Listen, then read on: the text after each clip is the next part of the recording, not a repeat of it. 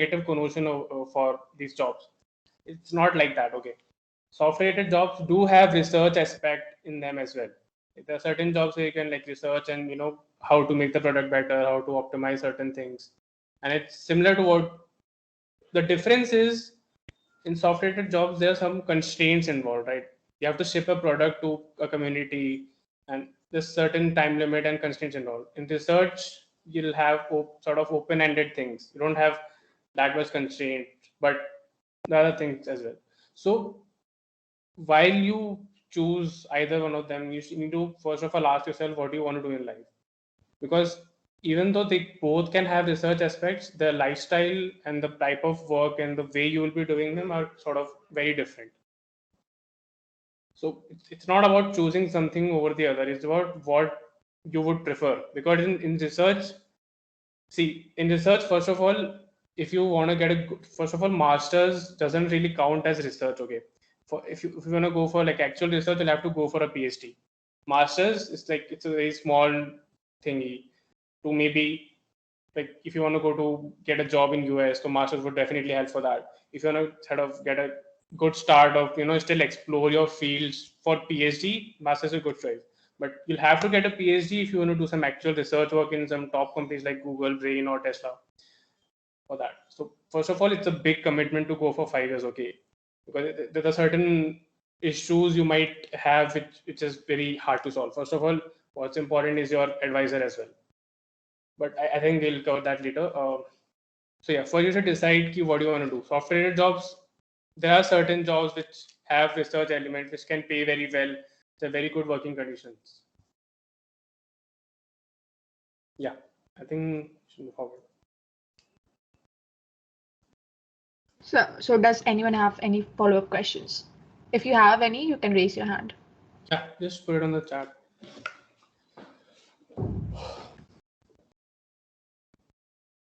I guess no, so we can proceed with the second question. Yeah. What are all the fields? I think I just covered all the fields. I'll just reiterate through them. There's AI right now. AI has certain divisions like ML, DL, RL. RL is sort of coming up right now. And there's cryptography. Cryptography majorly has like, the RSA algorithms you see, in debit cards and all. While there's blockchains, which comes under cryptography. Then there's systems like designing OSs. Then there's networks, like, your 5G or how you communicate, like things like that. So these are the then there's certain like intermediate disciplines like sort of I worked in computational neuroscience last year, and there's computational biotechnology as well. So these are the broad domains. How to know which one interests us the most? So okay, this is something I suffered with as well. So when I came to college, I had this like huge urge to explore a lot of things, decide key which one, and it's sort of I found these 4 years to sort of less to explore everything. Okay, because to find something like of your interest, you need to at least give one field around 4 months, 4 to 6 months. Okay, so I tried exploring whatever time I had as much as possible. So the best way to like to find your interest is to explore. Like try something, you'll either enjoy it or you don't. Like I know one guy who just took up a field like robotics, like path learning and robotics. He enjoyed it very much, and now he's going for a PhD in that. He didn't really explore like anything else. He just like, took one field, he enjoyed it, and then he's just going for it. I on the other hand, I took one field, I didn't really enjoy it. I switched to other things, tried other things, I didn't enjoy them as well. I'll still be exploring in my masters because I'm still not sure where to go in. The best way to find your interest is to explore as much as possible. But exploration doesn't mean trying one thing for a day and then you're like, okay, this is boring. I'll switch to another thing next day. Nahin. You'll have to at least give 3 months to a topic or a field to know if it's interesting or not. Okay, because first you'll start reading up on the field and you'll see, okay, this looks easy, but then you'll start to go in deep, the intricate details. Then you'll see, okay, this is hard. Then you start applying it somewhere. Maybe taking a project under some professor. Then you'll see how it works in the real life. Then you can make a good decision key if it really interests you or not.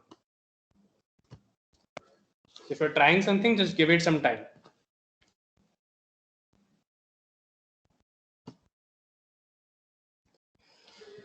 How difficult?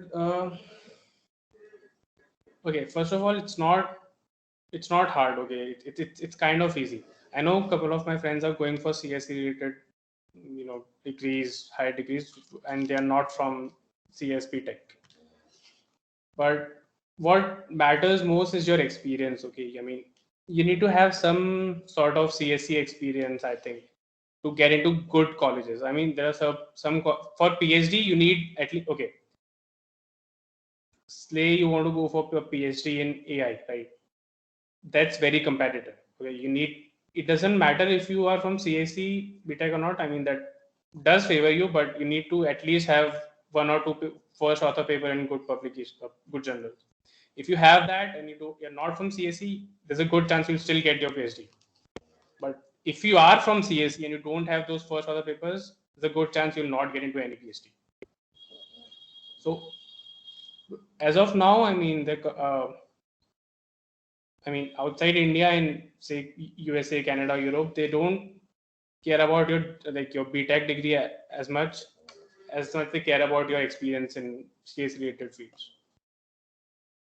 So if you're non CSE and you still have a good experience in CSE, I think it should be easy to get a master's or PhD.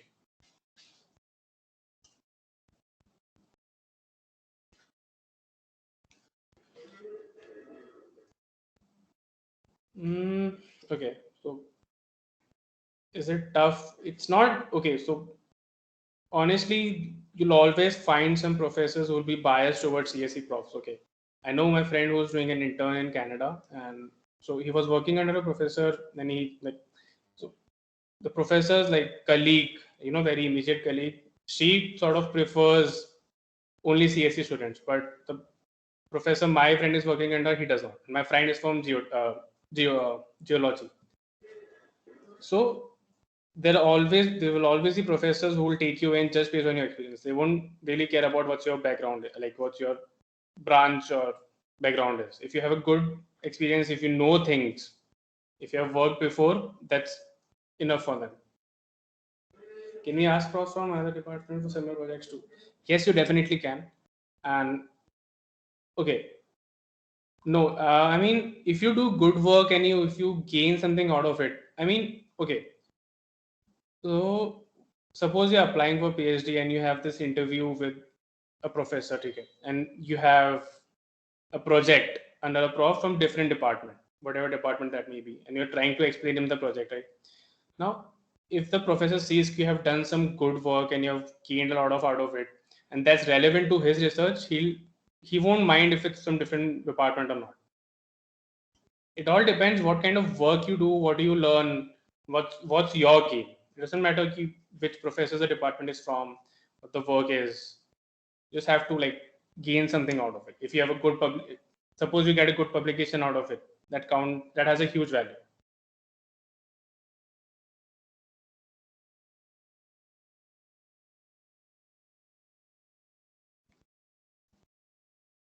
See, again, I partially answer this question.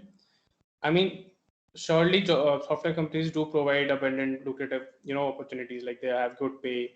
There are certain companies which will have research opportunities as well, where you can explore and learn things. But to understand, there are different things. I mean, it depends on what kind of things you want to do in life. Okay, so research in longer run is you'll get a PhD and you'll have, so compared to a software related job, you'll have a much more open-ended problems to solve. Okay, and it's basically comes down to that. In job, you'll be given a task and a deadline. Okay, this is a task, you have to build this, maybe try to optimize. There'll be little scope of exploration, try a few things, but you'll be constrained. You'll have to deliver a product to the company. You'll have to give them some result. As for research, I mean, suppose you get a PhD, then you go work for Tesla or you go work for Facebook AI research. There, I mean, you don't have that much constraint. They won't tell you, okay, this is the product we are building. They'll say, okay, maybe this is the algorithm we will have to improve, or this is the thing we are trying to optimize. How do you work on this? So, I mean, you must have you almost have seen that DeepMind's AI protein folding, or maybe OpenAI's Dota 5, or DeepMind's Go's algorithm. This is the interesting problems they work on, and that's the huge difference. That's the main difference between research and software. Software, you deliver products. Like, I mean, even suppose you go work for Google US, Mountain View. Even there, like, you'll have a team working for an NLP or systems, or machine learning in general. You'll get to learn a lot. But at the end, you'll be like developing a product. Maybe you'll developing the Google search, right? So that's not very open ended. You'll have constraints. In longer run, I mean, it's all about satisfaction. Okay, so as for me, I think I'll be much more satisfied when I'll be working, and I'll be working on very open-ended problems, not bounded by some constraints or some deadlines, or some specific type of product I have to give.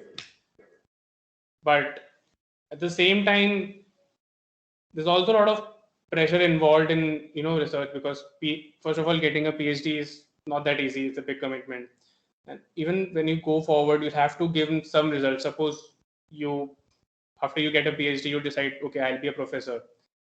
First of all, getting a professorship is very hard. Okay, then if you do become a professor, you'll have to give some results to your college. You'll have to get funding, you have to write grants, you have to guide students.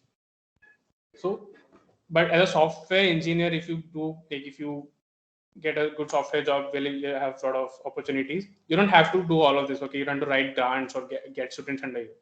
You'll be free to work on your own whatever time suits you, and you'll just get paid for it. So it all depends on what kind of life you want to live in the longer run. Yeah, that pretty much comes down to that.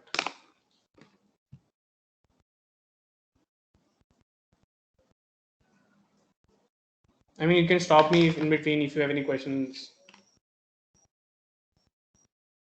Yeah, exactly. Please feel free to ask any questions.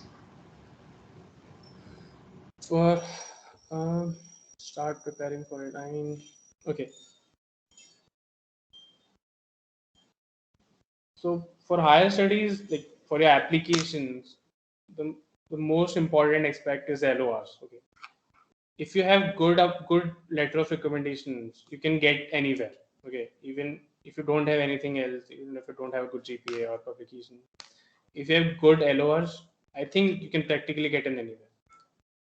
And to get good LORs, you'll have to do some project work under a prof. So I started preparing around end of my second year.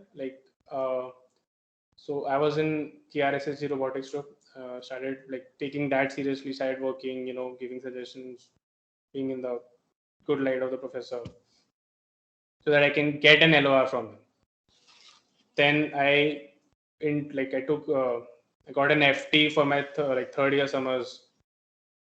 I think FT is sort of important to get a good LOR from someone who's in a renowned professor in US.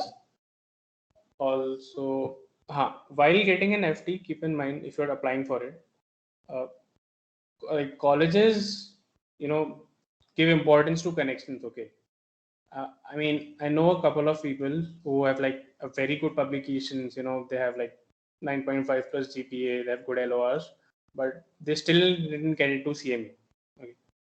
Because of the LORs. I mean, I know people who did get into CMU, but they didn't have that good of a profile. But they had interned under a professor from CMU. Like CMU, other colleges prefer LOR from their respective universities. If you have a LOR from a CMU, like a professor from CMU, your chances of getting in increases very much. So if you're aiming for a specific university, try to get a FT of a prof from there. How to shortlist universities? Okay, so there's a site called csrankings.org. I'm sure you must have heard of it. There you can go. First of it'll show you the rankings based on the number of publications each college has, which is largely dependent on the number of professors they have. go to that site, check out what professors are there, then go to their sites, see what the work they are doing, what are the publications has been, how the group is like. Okay, they must have some master students or some PhD students, where the students go after they complete their degrees. Like, look at their work, what they're doing, what are the problems they are solving, what are they interested in, and that's how you proceed with it. Like, you look at the professors there are in the field you're interested in, and you look at the college. Okay, these are the professors there are, these are the labs going on some work on these problems. Am I interested in these problems or not? Do I want to work under them? That's how you proceed. That's how you start. That's the only way to explore the professors there are. How to prepare for GREs? Okay. SAT. Okay, I don't have any idea about SATs, GATE or SE. I just gave GRE and TOEFL. For GRE, I started in like around May when my internship was going on, because so first of all, you need to have a very good vocabulary for GRE. So I started like in May, I started learning some, memorizing some words, increasing my vocabulary. For that, I use this Magoosh ka flashcard app. It's actually pretty good. It has like 3 levels: beginner, intermediate, and advanced. Intermediate words are the most useful. You'll find them like everywhere in almost all the questions of GRE. Then comes beginner, and then advanced. So I was like started learning the word from May, June. Like, I was busy with internship till August. Like, I was sort of through with 500 words, and then I had this premium account of Magoosh, where you can give practice tests and you can like look at the lessons. So apart from vocabulary, the second aspect to GRE is like there are different type of, okay, talking about English here, because math part is pretty easy. Like, that's a 10th class level math. The only way you can lose marks there is like by making silly mistakes. So maths is pretty much easy. You don't have to do much to it. Just like solve the questions carefully. As for English, there are two aspects. One is, I think one guy has raised his hand. Yeah, Kaushik Raj, you can unmute yourself. Does European universities require GRE or IELTS, or does it depend on universities? It depends on universities. So in general, like if you look around Canada and US, they prefer TOEFL, and in Europe they generally prefer IELTS. But having said that, that does not mean that if you have given TOEFL, you cannot apply to a European university. Almost all of them expect both the schools. You don't have to worry about it. Okay. Also, there's 95%. Yeah. Please go ahead. Yeah. No, sure. Yeah, there's another question in the chat as to how to get research internship at some foreign universities like ITM type. Okay, so I'll tell you two scenarios. Okay, I'm from CSE and I have a friend who's not from CSE but sort of got a better intern than me. Okay, so I think it's majorly about trying. Okay, keep trying, because so I got my FT in Brown University, so I started mailing around September end. I didn't really sit for CDC because I knew I had to go for higher studies and I need to get an FT so that I can get a good LOR. Right. Started mailing around September. I mailed September, October, November, and I mailed. So for searching, first of all, I was interested in reinforcement learning at that time, so I started looking for professors who are working under them. I googled reinforcement learning professors, something like that, right, in US universities, or Europe or Canada, and I knew a couple of famous labs, but I just googled are professors in US. It shows a lot of lists. You find publications, you see the authors. Okay, these professors are working on these. You go to their sites, look if they're looking for an intern, if they're not looking for an intern. Like, if they're clearly written they're not looking for an intern or they're on sabbatical, you just leave them. Otherwise, I always sort of, if suppose I find a professor who I'm interested in, so I just go through their work, just skim through the papers they have written. Okay, see the abstract. Okay, this is the problem statement. If I find something very interesting, maybe I'll just go a little deeper in that paper. And all this I'll mention in the mail, okay, hi, Professor XXX.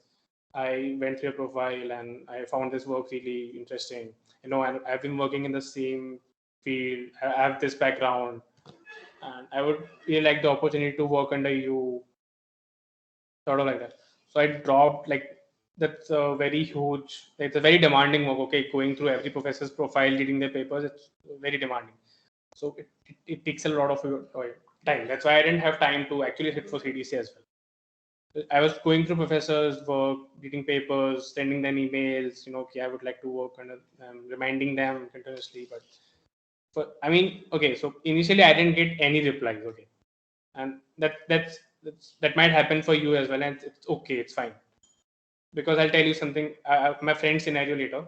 So I started mailing around September end, like September, October when towards November end, I randomly got a response from a Brown University's professor I had made.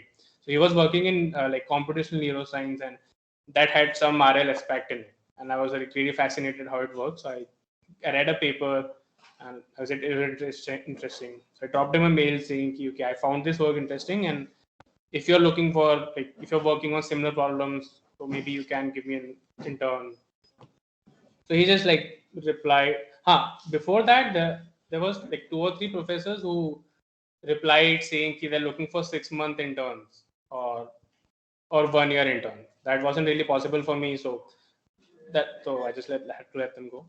This professor replied saying, okay, I mean your profile sort of looks good, and I'm working on such problems, but we in general don't take interns. If we do that on volunteer basis for at least 4 to 6 months.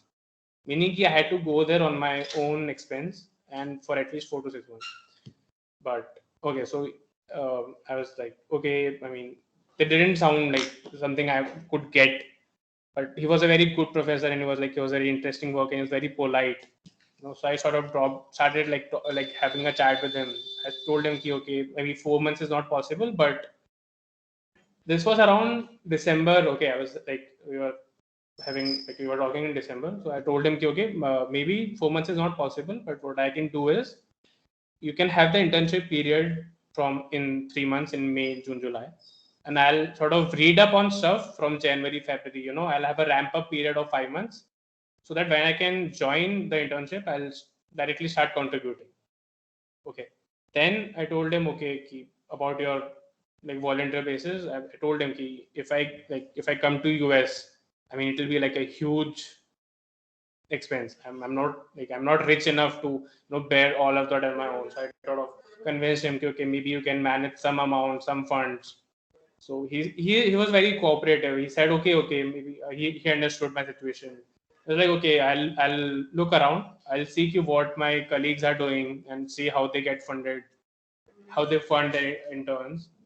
So he got me. He replied me back finally in January mid. He was like, okay, you can come for 3 months. Maybe you can start working from around March end or March mid. You'll need some around 1.5 months of reading stuff so that you can come here. You can start contributing. I was like, okay, and sort of he convinced it to partially give me some funding, and if I decide to go, and that's how things proceeded. He also asked me, so I mentioned I was a part of a member of KRSCC. So in my interview, he discussed my work, what I had done. Okay. Now, to one important point to mention here is like whatever work you do anywhere, just like do it in a good way. Okay, even if it's boring, just give your best so that even if you mention in your CV, you can actually explain them what we were doing. So when I explained my KRSCC work, I was very excited about it. Okay, I told him, this is the problems we are trying to solve. This is the algorithms I did. What my team is doing. What the future looks like. He got excited as well, and so he asked me, who has a he asked me for an LOR from KRSCC professor. That I had to give him. Then he sort of agreed for a final internship. Although I wasn't really able to go because of COVID. Now this was my scenario. I sort of stopped mailing after this. On the other hand, my friend, he's from geology, and he was with me as well in my KRSCC group. He started mailing at the same time. He was looking for intern, FT, right? He was mailing in US, Europe, Canada. He didn't get a response till like December, January, February went away. Even like March was like March. It was March end. Okay, like he was very disappointed. I mean, sort of anyone would be. It was late. It was late. Then he got a reply from a very good university in Canada, right? And I think it's Alberta, and this is the RLAI group. Like it's one of the top groups in enforcement learning. Towards the March end, he got a reply, and then started talking. He had the similar situation. They were expecting an intern for like 6 months, and he shortened. They told them to shorten it down to 3 months, and then he started working with them. As it got online, like towards the March end, it was like the lockdown had happened, and there was no chance he would be able to go. So he talked them into agreeing he would work till September or October remotely. But so I want to emphasize that he tried a lot. Okay? He dropped a lot of mails around the world to a lot of different professors. He read a lot of papers. Like he sort of worked very hard. And that's how you should approach it. I mean, first of all, whatever your professor you're applying to, you should have some knowledge about him. You should have some knowledge about the field, and you should start mailing. That's kind of the only way. You got a mail. You have to drop a lot of mails to professors. Most of them will turn you down. Some will maybe agree for an interview. Some won't have fun. Some would expect longer terms of internship. But that's how it goes.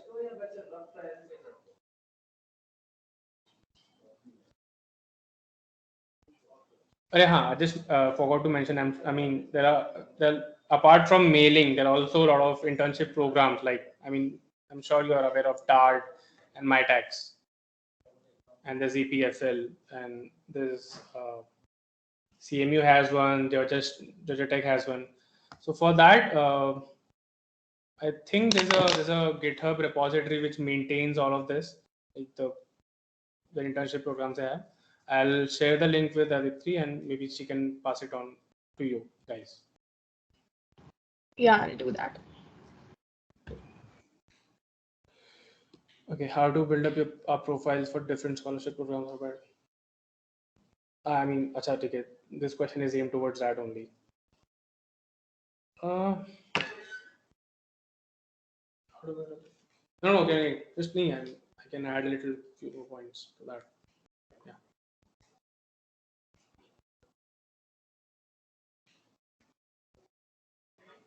Okay, I mean, this is okay.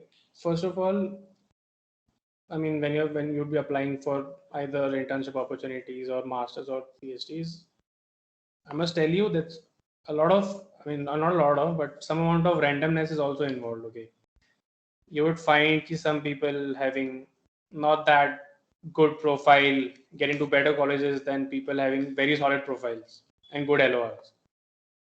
So first of all, you need to remember that there's some sort of randomness involved. Okay, even if you have a good profile, you didn't get into some place you were really hoping to, that can happen. Okay, and that's fine. It happens all the time. About building your profile, so as I mentioned, I mean, these days most of the professors don't really worry about which background do you have, as long as you have like relevant research experiences in their fields. So let's say I'm talking about MyTax. Okay, you apply to some universities, like you fill the application. You'll get calls from professors for interviews if they find your profiles interesting and they see, okay, you have done some relevant work. So you need to understand the internship is a two-way thing. Okay, the professor and you are both supposed to benefit from each other, right? You're going to help him build something, and he's going to teach you some things. It's a two-way relationship. It's not like the professor is going to just invest all his time and money just to make you learn things. No, you also have to help him in building something, right? I in my FT sort of went through a lot of papers and coded up some algorithms they were like trying to implement. I helped them with that, and they taught me a lot of things. It's a two-way relationship. Building your profiles, I mean, I started with taking projects under KGP professors. So in second year, I just sort of randomly dropped mails. Okay, I didn't know anything. I just had like fun summer of KRSSG work. That wasn't really much. I didn't have any backgrounds in AI or anything else. It was just first year of like basic CSE. That's all. That's all I knew. But I sort of just dropped mails to professors saying, okay, I'm in future I'll be going for higher studies, and I just want to start with research work now and explore fields and how I can proceed with this. And many of them replied with like good answers and saying, okay, maybe you can take a project under me, or maybe start with this course, learn these things, and come to me. That's what you should do. I mean, start with KG professors or maybe some professors in India. I mean, this ISC is pretty good. You can mail in professors from IT Kanpur or Madras as well. Tell them you are interested in their work or you have been doing something. Tell them you would like to work under them. It's a good opportunity. You would get to learn a lot and you'll help them with whatever problem they are trying to solve. That's how you start your profiles. Okay, you'll get, first of all, you'll get some project work. They'll make you do some grunt work as well. Don't get disappointed with that.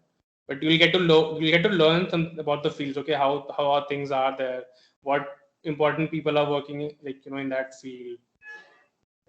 Once you have made some connection with the professor, maybe he can guide you towards better opportunities, or you'll be reading a lot of papers and you get to know okay, this author is working on that. So once you've done some work, you can proceed with that. You can build up upon that. So you have, suppose I had KRSST, right? So that's what got me in like foreign training in Brown, because that's what I was asked about in my interview. So once you have some sort of work, you mail the other professors in the same field saying, okay, I've worked under this professor. This is the work I did. This is what I learned. Okay, this is the skill set I have, and you are working on similar problems, and I would get to learn a lot of things by working under you. It's a good opportunity. And you mail them. You just drop a cold mail. That's what I did. Saying, and sometimes they do reply. If they reply, you build up on that. And that's what you basically mention it in your. That's what people look for in universities, internship opportunities. I mean, they would look at your work, what you have done. Are there any professors who are working in the same domain? If it's a good match, then they call you for interviews. That's pretty much it. You'll have to do some work. You'll have to start somewhere. Get some project in any department, CSE or not. But it should be a CSE project, right? Do some things, learn something, read some papers, maybe try to get a publication, and that should set you off. That should give you a decent idea of how things go.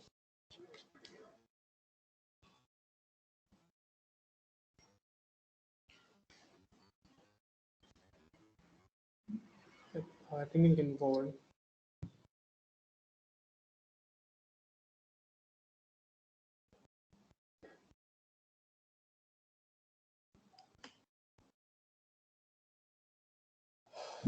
Okay, I mean, I think I covered how to ask for projects. You just drop them mails saying ki, first of all, I started with KGB professors because I had no knowledge of any field whatsoever. So I can't just directly mail a foreign professor ki, okay, I need some work.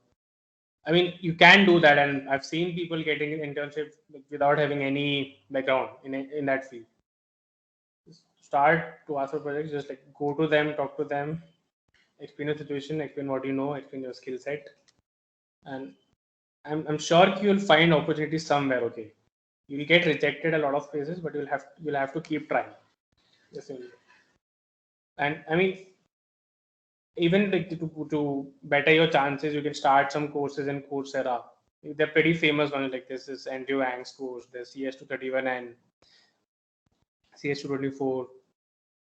You can start with those. Read up some of the lectures, try some problems, and tell your professor, okay, I've done this course or I've partially done this course, and they would consider that because they all know these famous courses.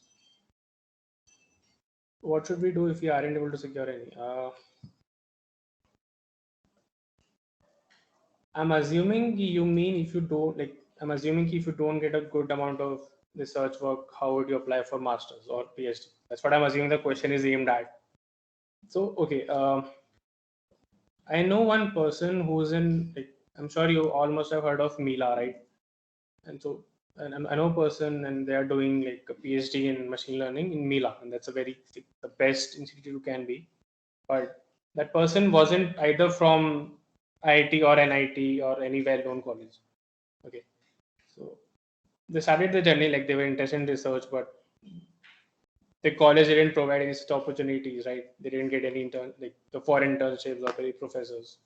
So they graduated with a good, like a decent job. They worked for like 1 year. Then they started applying for research opportunities in like IIT Delhi or IIT Madras or IIT Kanpur.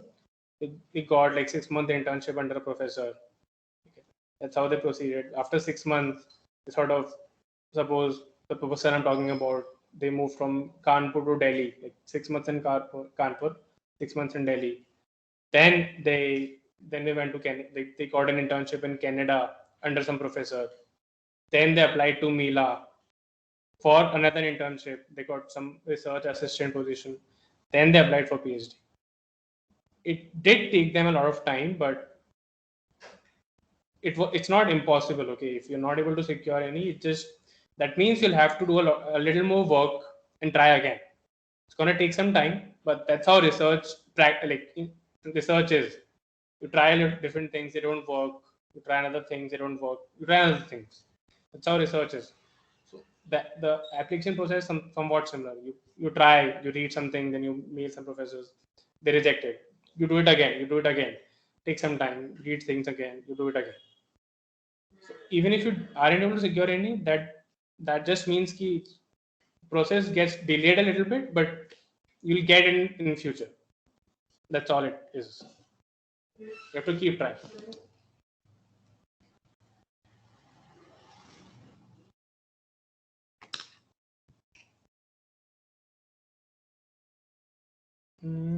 Start taking GREs. Okay, so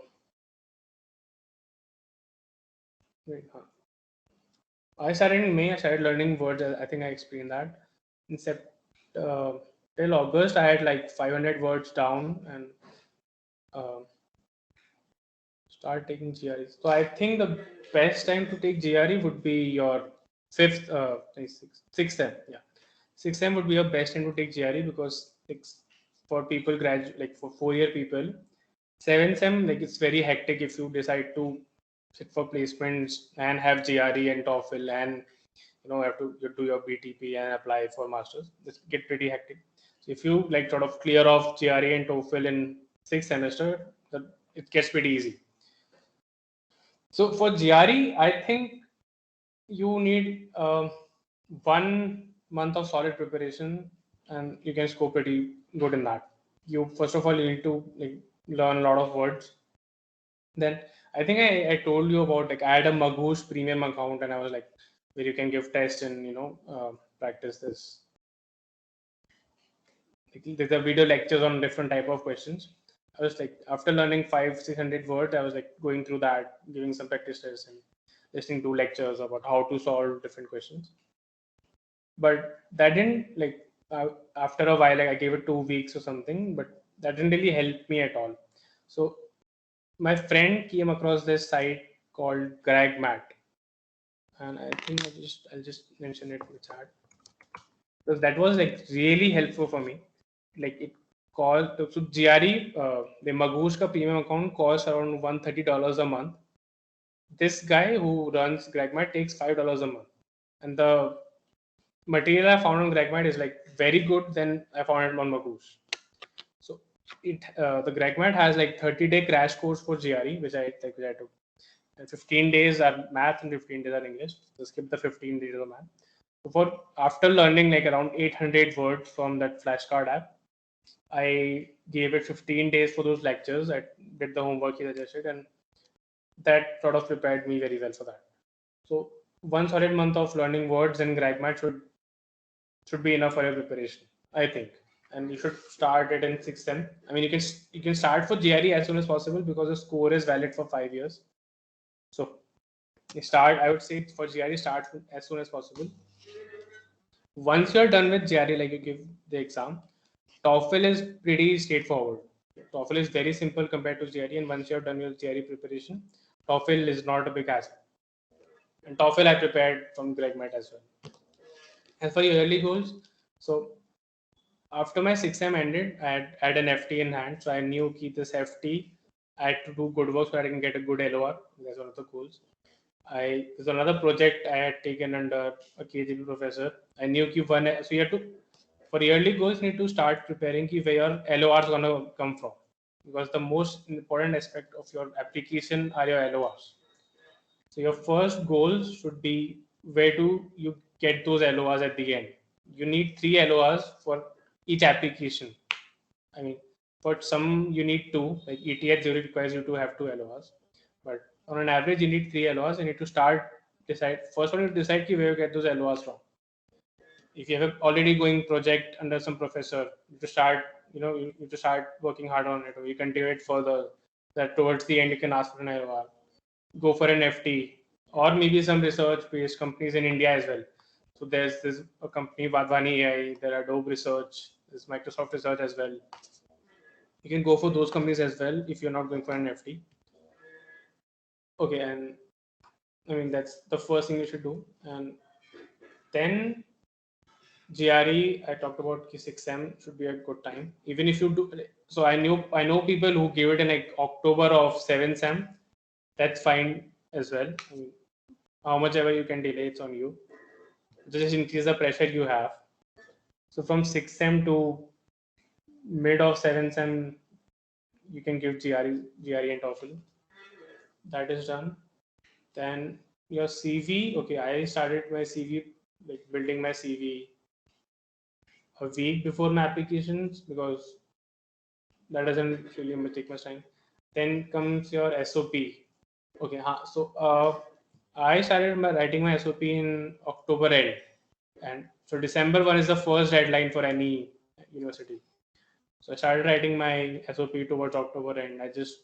To start with it, I just wrote down some few points I want to explain to professors or to the committee. I just sort of rough wrote them. Then I started like improvising, cleaning things, removing relevant material, adding some good points. I was done in around 10th or 11th of November. And then sort of I had to send the SOP for, to seniors for review. And I sent it to a lot of seniors for, multiple rounds of review. And that takes like quite a amount of time. That's how the timeline looks like generally. If you get your GRE, I mean, what an ideal situation would look like is like you get your GRE and TOEFL in 6M, or at max by July or August, right? Then you start looking for how you get your LORs. I mean, that should be you should start with it very early, like 1 year before that. Start with an SOP 1 month back. Okay. CV you can start like 20 days, 2 weeks back, and that's all. Like that's most of the things you're gonna need for your applications. I think forward.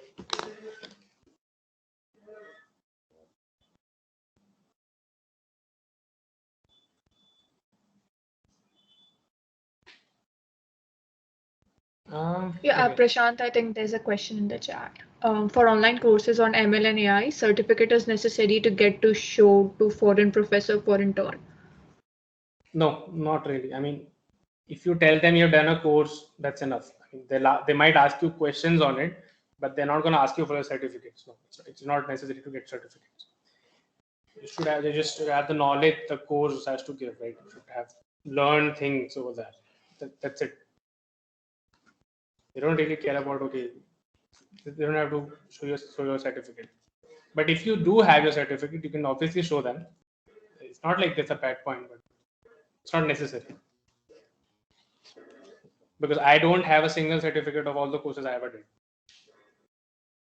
I was never really asked for it. No, wait, huh? So if you do get certificates, you can definitely put them in your master's application. Because in a lot of the colleges, I found the portal had a place where you can mention your certificates like this, of the online courses you have taken. So if you do have them, that's a good point. It's an additional benefit you'll have. If you don't have them, that's fine enough. You don't have to worry about it. I mean, CSJ, CGPA obviously has a good role. It's a very important role. But as I mentioned, for research internships, okay, talking about the research programs like MyTax and DART, they obviously value your CGPA a lot. I mean, judging someone, a second year person or third year person, just based on their work is hard because they don't have much work to show. So CGPA has a huge role in getting those internships. For if you're mailing professors, CGPA is if you are able to convince them you have required relevant information to contribute to their projects, CGPA does not matter that much. Okay, because I've seen people not get FT at 9.5 CGPA, and I've seen people get FT at 8.5 CGPA as well. Right. So if you're able to convince your professors the things, he'll give you an internship.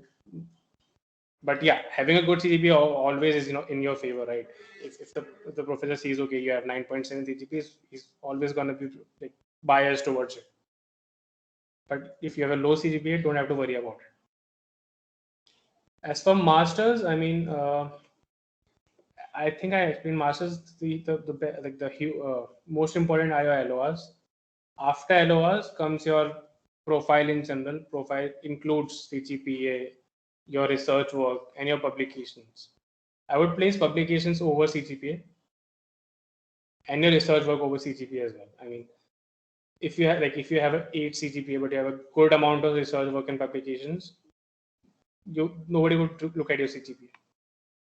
But yeah, I mean, it's either CGPA. I mean, you need to have something at least.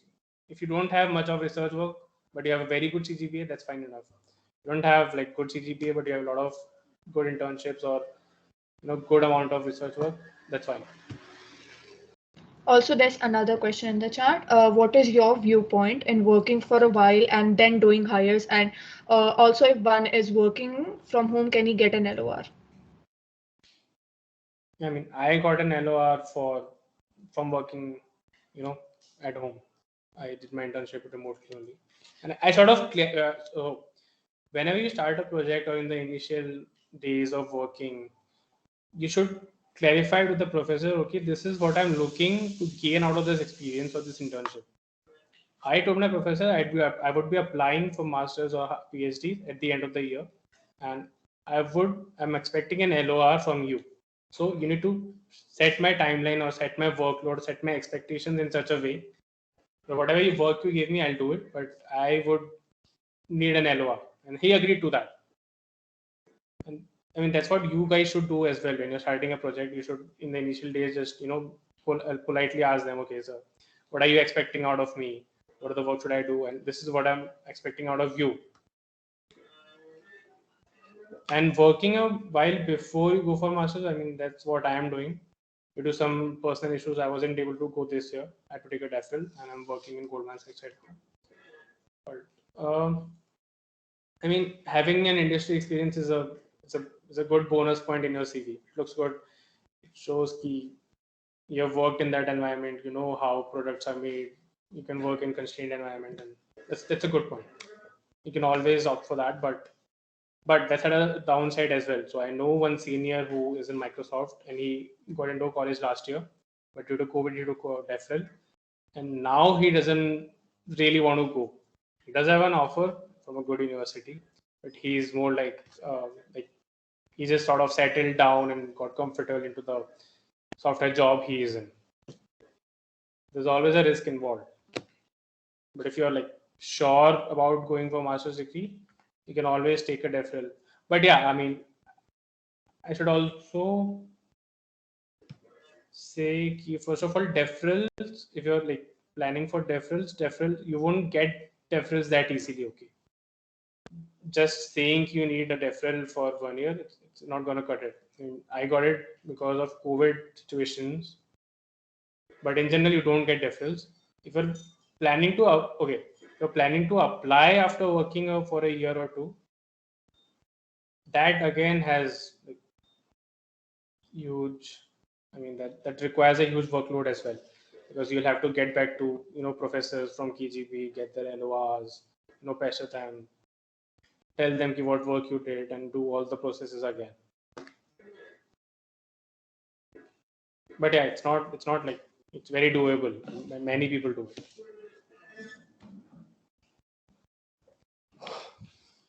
Another question, could you elaborate on FT? Okay, Like how to so get it and how to go about it and all that. okay. I mean, I get it. I think I explained like either you apply to some, like the programs the universities have, like DART and MyTax. That's how you get it one way. But other ways to like cold mail professors, read about them, their papers, mail them. Okay, I found this interesting. I have this background. I think I can contribute to your work. I'll get to learn a lot. And once you do have an FT, so my advice would be to get the most out of it. I mean, try to connect with people. So I had I was given access to a Slack group where people used to discuss things. I used to take part in conversations. I used to attend their weekly calls, discussing their updates, and used to ask them questions. Okay, reach out to them. Okay, what are you working on? I'm working on this, and I'd like to have a chat with you. Okay, this idea seems very interesting, or how we can improve this thing. And obviously, you're supposed to do good work. I mean, the better you work, the good ROI you'll get. I mean, and also, I mean, I think somewhere or the other, I mean, the professors expect you might also get a publication. That's always a good point. Do try for that as well. And if you need something specific, you can ask. I mean, anything specific about FT? Yeah, there's a question that says, what is the difference between an FT and a research internship? FT is kind of research internship. Yeah. If you mean ki research internship in a company, then major difference is just constraints. Okay, research internship in under a professor in either in India or US, you sort of have like open-ended problems you're trying to work on. So what? Okay, I'll explain my. So okay, I had two internships that summer. I had one in Vadhani AI and one in FT. So I was lucky enough to get both of them. So I just and I was remote. So I just went through them. I'll explain both of my scenarios in both the places. For Vadhani, it was a research work. I mean, I was supposed to read papers and learn things, but it was very focused at one specific product we were trying to build. Okay, it was all revolving around that. What I was reading, what I was learning, the products, the tools I was learning, the new algorithms or the new techniques or the new papers I was reading, was all revolving around one product we were trying to build. As for my research internship under a professor, we started very openly. He gave me a couple of papers to read. He told me to explore, how this thing can be solved. Then, if like I read a couple of papers, I tried something. Some worked, some didn't work. Okay, then he was like, okay, maybe try this. He gave suggestions. I had to build up upon them, try them, and it's very open-ended. He didn't expect me to get the results by a week. Okay. He gave me my own sweet time. I had to work on it. But on the other hand, in my company, I had like weekly deadlines, bi-weekly deadlines, monthly deadlines. Okay, I have to finish this by then, and there was like proper way to go about it. There wasn't like much exploration. Also, I mean, if I had to like solve a problem, there's like standard 2-3 techniques I had to like try and see what gives the best results. But I must say, you get to learn a lot in both the places. Also, in terms of a project, do projects which are taken under a professor hold more value compared to self projects? Yeah, I mean, so um, it's no like it's a very gray area. Okay, I mean, obviously, the project work under professor is gonna have more value, but if under a set, I mean, I know a couple of people who worked on their own and got a first author publication in the top tier conference, right? So it all depends what kind of work you're able to produce on your own. if through a self project you can get a paper in NIPS, I mean, just like that's the best thing you can hope for. It's the best thing you can go to. And if you're not able to get a paper and a professor as well, and not able to show what you worked on, that's no use. Sorry. But working independently on problems and producing some results which I can show to the world, it's pretty hard. Whereas working under a professor, you'll have much more resources, right? You'll have guidance from him. There'll be PhDs around you as well. You can ask questions to. They'll be working on some projects.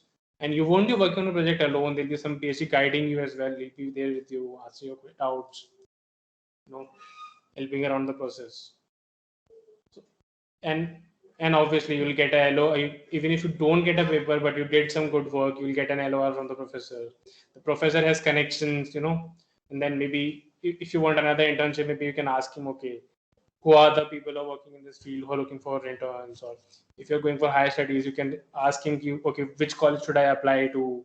Which professors are there who would accept me as a PhD student? Maybe he can. So I know my senior was in KRSSG. He went to US for internship. The professor he had, like, sort of, there he personally mailed other professors from Stanford and CMU saying, okay, this is a good student and he's applying for PhD, maybe you can consider him. So those are the additional benefits you get while you're working under a professor. But yeah, I mean, it's not like hard and fast rule you have to work under a professor. If you're able to produce good results while working alone, I mean, you should go for it.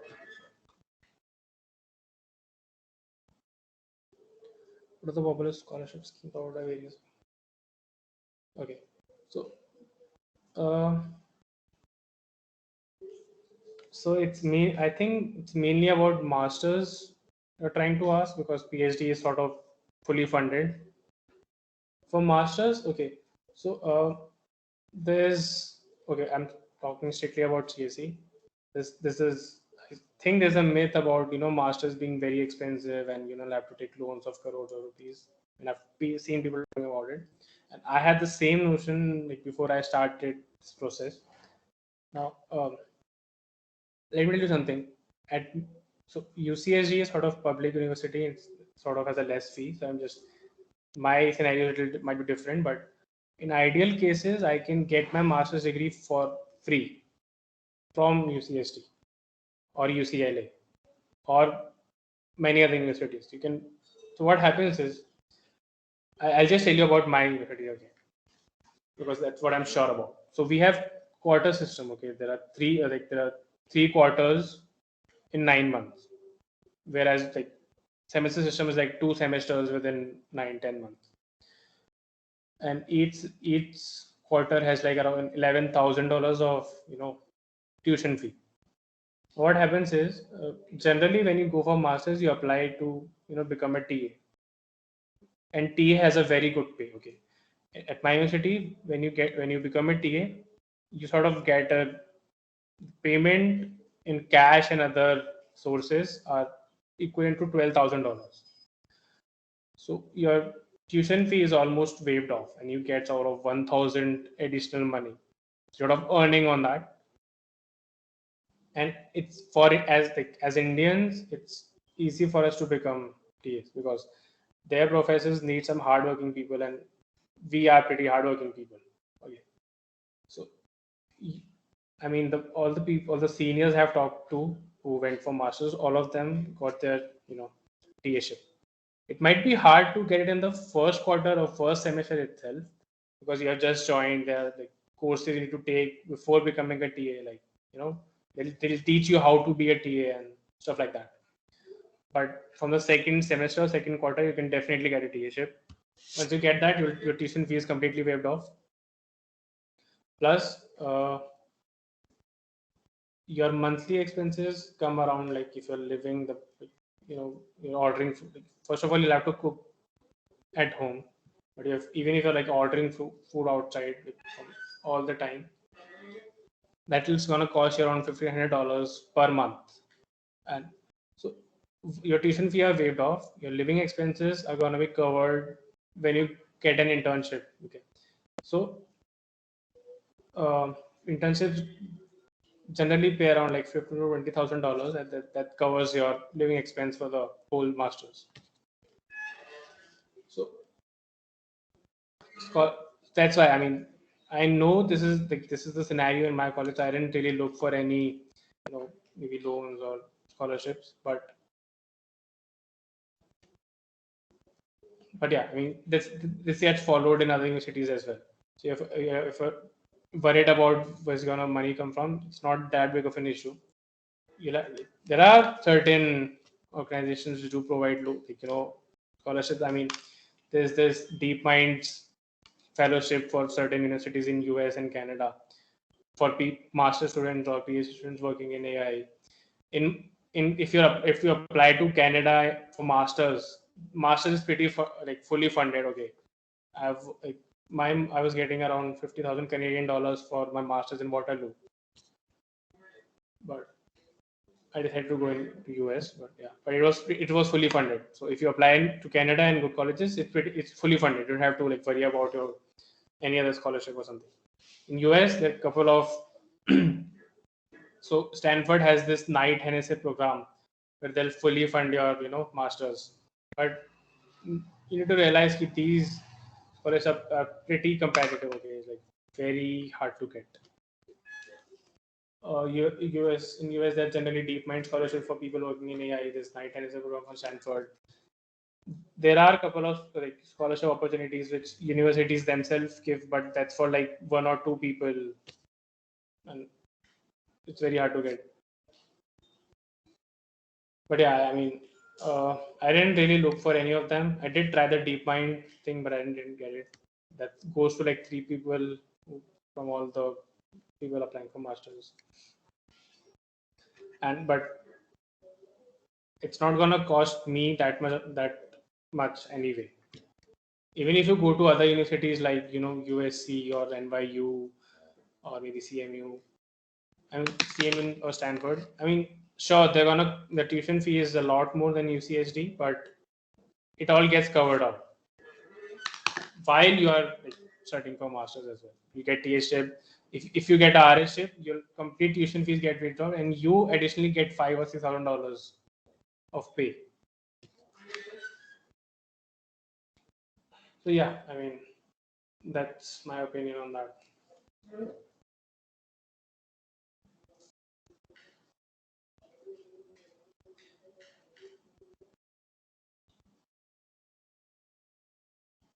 Okay, our PO is important. I'll just say, okay, POs are not really that important, but in some, okay, so as we're talking about Knight NSA program of Stanford, they do ask about your POs because Knight NSA is one of the most competitive scholarships to ever, there is to get. So they look the overall picture, what are the POs you have done, if you're involved in sports, or maybe you represented your university, maybe in some other things. So yeah, in those cases, PORs do have some importance, but in general, application for masters, it's not given much importance to. Okay. Any tips on how to prepare convincing SOPs? So I've seen a lot of people worry about SOPs, but I need to understand while reviewing your application, a professor has 1 minute or at max 2 minutes to go through your through your SOP, right? And I mean, and most of the students are gonna write stuff like, okay, I was 4 year old, and my grandfather showed me this, or my father showed me this, and I've been motivated such since then. I was gonna write they're special and they'll be doing for the long time. So it doesn't really matter if you write a very unique story because everyone's gonna try that. All I did was just say I just explained all the work I've done till now. I had KSG, the interns I did, project work I had. I wrote about them, what I learned through them, what was the what are the problems I faced while doing that project, how I overcame them, what was the final learning in that. Okay, that's pretty much all I wrote. I mean, share my SOP. And you need to read, but most of it was like describing what I did. Towards the end, there was one paragraph explaining why I want to go to that college. And there I wrote the names of the professors I want to work with. So I wrote about my work, what all I did. Then I said, okay, after working through all of this, after exploring, I've decided that I found my interest in this line of work, and I would like to go for higher studies because I want to know more in that. These are the professors in your college who are working in similar problems on the same domains. I'd like to work under them. That's pretty much what I wrote. I didn't have like a very fascinating, unique story. I just wrote what I did, and that's it. What other skills should we work in addition to academics? I don't think I did anything apart from academics. All I was still kind of answering that. Can you please go back to the last slide? Hello. Yeah, I didn't do much apart from academics. I think I need to focus. If you are serious about higher studies, you need to get a good GPA. Focus on that. Focus on getting a project, starting with it, starting learning things. I mean, even if you don't know, just start mailing, telling, okay, I don't know, but I'll learn. I'm hardworking. I would like to know further. That's it. How to get LORs from professor? Okay. Now, this you'll have to, as I said, you'll have to clarify in initial days from the professor. Because I know of someone who was working under a professor in Mila, and he worked for 3 straight months, and towards the end, he was denied an LOR. So some professors have this, condition or clause that if you publish a paper while working under them, then only you'll get an LOR, which at times is a hard, condition to fulfill. So that's why it's important to talk to the professor in early days, in the starting days, clarify, okay, would you give me an LOR or not? I'm hoping to get an LOR towards the end. Do you really need a paper? Or, I mean, obviously you'll have to do some good work. You won't just write it like for anything you do. You'll have to do some good work. You'll have to produce some results, try, satisfy whatever he needs. But even if you don't get a paper, some professors will be very happy to give you an LOR. My professor was like, I'll give you a strong LOR because of the work you did. But even though the time was less to publish a paper, he was convinced I can do good work. So he gave me a good LOR. And I had talked about this from the starting only. That's how you get, first you tell them in the starting days, okay, I need an LOR, I'll be working for this and this. Whatever your conditions are, you set my workload according to that, you give me task according to that. But towards the end, you can give me an LOR. If they're not willing to give an LOR, apart from if you don't have a paper or if you don't publish anything, you might have to work very hard, or you might want to reconsider some other professor. That's it.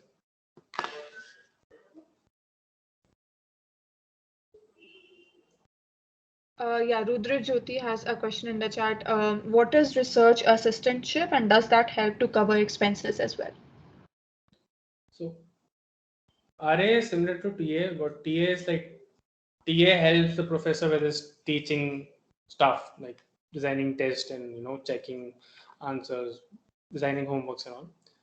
Research assistants sort of is like what you would do in internship. So the professor would have some ideas about how to go about a problem. He'll tell you to implement it, or read papers or find some resources. That's what RA does. He helps him with his research. And yeah, so RA pays a lot more than TA. In general, let's talk about a semester. So if you get a TA, what generally happens is your 50% of your tuition fee gets waived off. You do have to pay the remaining 50%, but you also get like additional payment. So in case of UCSD, I'll get, if I become a TA, $2,000 a month. In case of RA ship, so TA ship's money comes directly from the college. RA-ship's fund has to come from the professor, right? College is not responsible for that.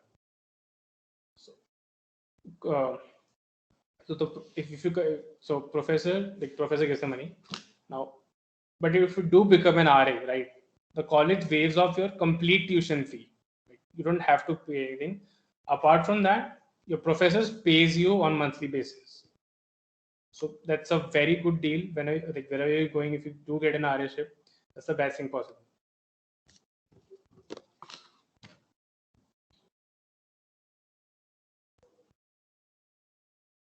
Does someone have any more questions? Yeah, just a second. Rudrajyoti has raised his hand. Yeah, you can unmute yourself now, Rudrajyoti. For a dual degree student who has an MTech, who has completed an MTech in KGP, will he have to explain in his SOP why he wants to go for a second master's if he wants to pursue a master's at a foreign university? On that, so first of all, I don't think all the universities allow you to get a second master's.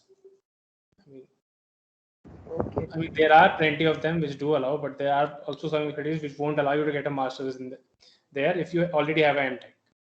Then I don't think you really have to explain why. I mean, if you do explain it, that's a good point, but they're not really worried about why you're getting a second master's. That's not a big issue. But do the major universities allow a second master's? What? I mean,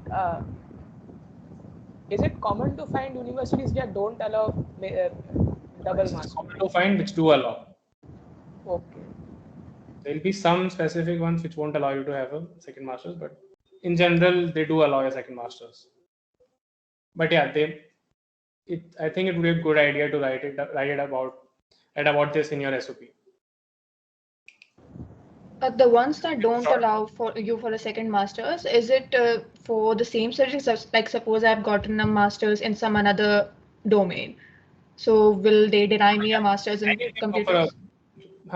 That's fine. I mean, that's a different master's altogether. Then like that is allowed, right? Yes. Yeah, that's allowed. Cool.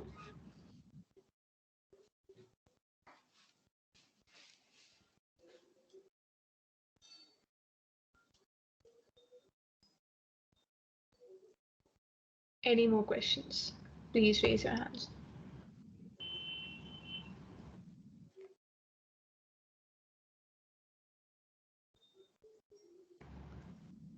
If it's fine, could you give a little more idea in the field in which you are pursuing your master's? Like basically most of us have an idea about ML and AI and all those things. What is computer systems and what exactly do you do in that field? Okay. Not sure where to start from, but so I started with computer systems with one of the projects I was doing in KGP under a professor. I started with my first work was in machine learning, but like after a while, after like finishing one part of the project, professor asked me if I want to work with scheduling. Okay, so what started with was like, so you have say you have a GPU, right?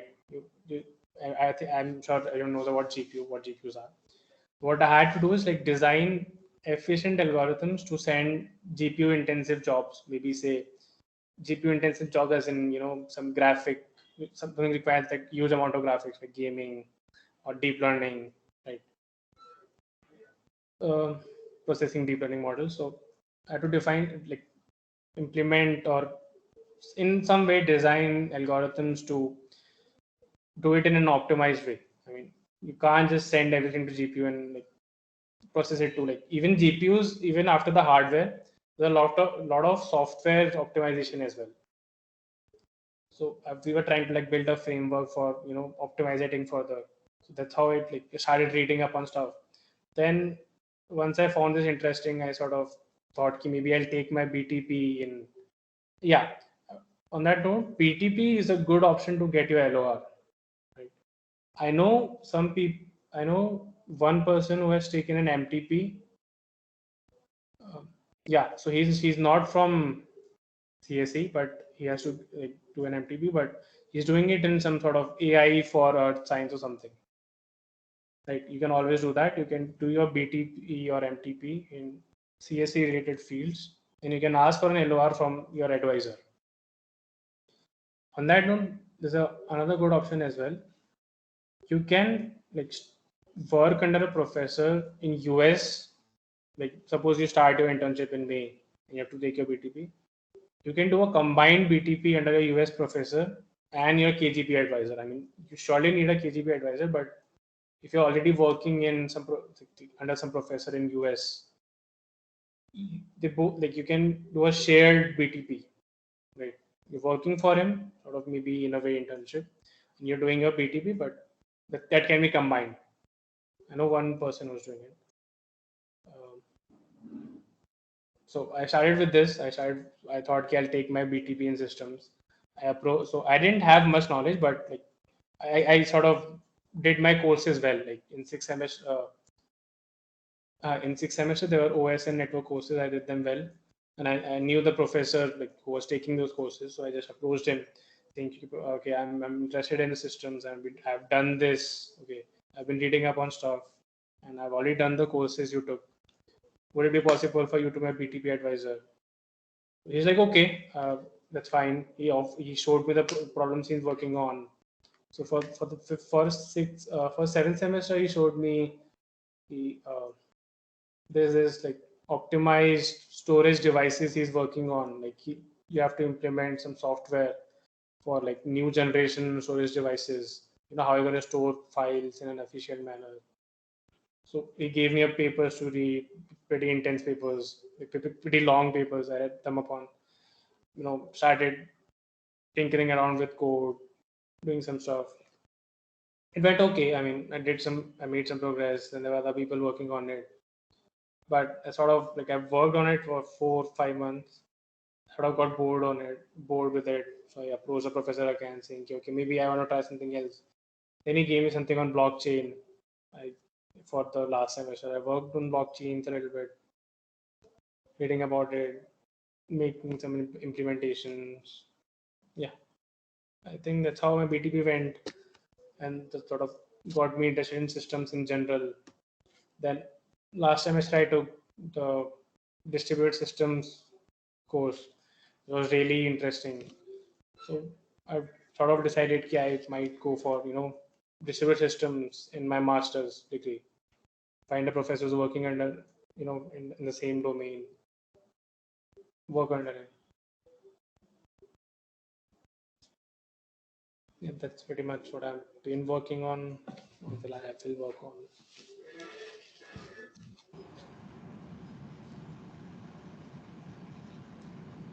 Yeah, so I think if nobody has any other questions, we can wrap up. Yeah, so thanks for having me here. Yeah, thank you so much for finding time for us. Yeah, feel free to ping me on Facebook or mail me, whatever. Yeah, I bet this was really helpful for most of us. Right, so I'll end the meeting. Thank you everyone for joining.